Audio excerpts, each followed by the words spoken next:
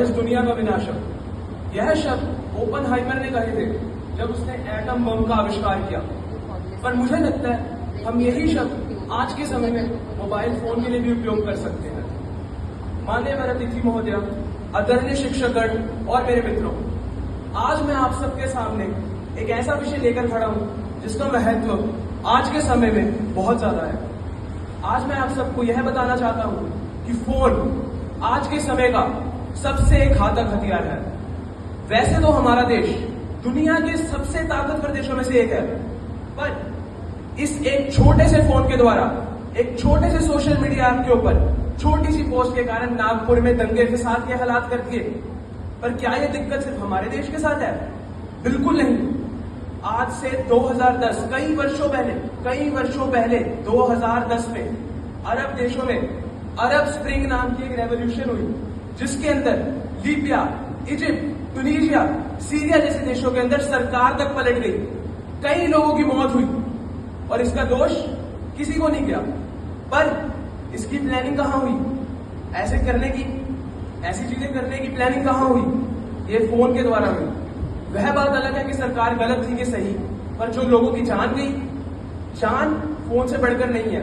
और यह चीज हमने रूस में देखी। रूस में 130 बच्चे इस फोन के द्वारा बनाई गई एक ब्लू व्हेल गेम के द्वारा मारे गए। और यह चीज सिर्फ और सिर्फ रूस में नहीं, रूस से बाहर भी बहुत जगह गई। और नेपाल में क्या हुआ ये तो हम सब ने देखा ही। सोशल मीडिया बैन होने के कारण रातों रात पूरे देश में आग लग गई। क्या यही है हमारा भविष्य? क्या आने वाली अगली सरकार नेपाल की, जिसको डिस्कॉर्ड के ऊपर इलेक्ट किया जा रहा है, जो कि एक ऐसा ऐप है जिसको बच्चे मनोरंजन के लिए यूज करते हैं, क्या वो एक उज्जवल भविष्य दे पाएगी? मुझे तो ऐसा बिल्कुल नहीं लगता। एल्बर्ट आइंस्टाइन ने एक बार कहा था, मुझे डर है कि एक ऐसा दिन आएगा जब हमारे आपसी ह्यूमन इंटरेक्शंस को टेक्नोलॉजी टेक ओवर कर लेगी और तब मूर्खों की एक जनरेशन आएगी। मुझे तो लगता है वह जनरेशन आएगी नहीं, आ ही चुकी है। सेल्फी लेते हुए मरने में हमारा देश सबसे आगे है। सेल्फी लेते हुए मरने में हमारा देश सबसे आगे है और हम अपनी इकोनॉमी को कंपेयर करने में पड़े हुए हैं। पहले ऐसी छोटी चीजों पे, ऐसी सिविक सेंस पर तो देखा जाए, हमारे देश के लोगों को आज रेसिस्ट अटैक फेस करना पड़ता है बाहर, क्योंकि कुछ ब्लॉगर्स सस्ती प्रसिद्धि के लिए हमारे देश के अंदर आकर गलत चीजें, गलत छवि दिखाते हैं। मैं ये नहीं कह रहा कि ब्लॉगिंग को बंद कर देना चाहिए, पर हर एक चीज की एक लिमिट होनी चाहिए। और अब फोन अपनी उस लिमिट को पार कर रहा है। वह इतना काबिल नहीं होना चाहिए जितना काबिल हमने उसको किया है।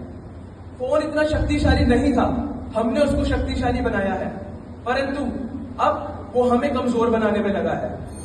कहने की बात तो ये है कि बच्चे रील को रियल मानते हैं और हर एक बच्चे को ऑनलाइन गेमिंग और गैम्बलिंग की एडिक्शन है।